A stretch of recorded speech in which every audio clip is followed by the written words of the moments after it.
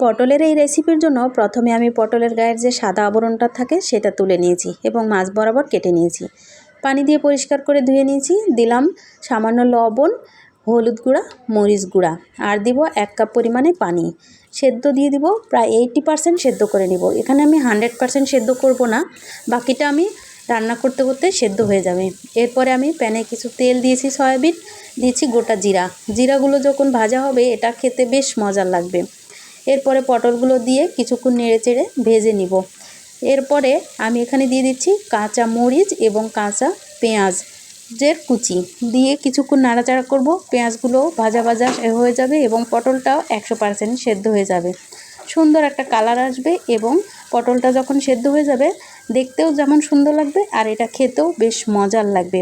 এটা গরম ভাতের সঙ্গে খেতে দারুণ ছিল। তো সবাই ভালো থাকবেন আর আমার ভিডিওটি ভালো লাগলে একটা লাইক কমেন্ট করে পাশে থাকবেন।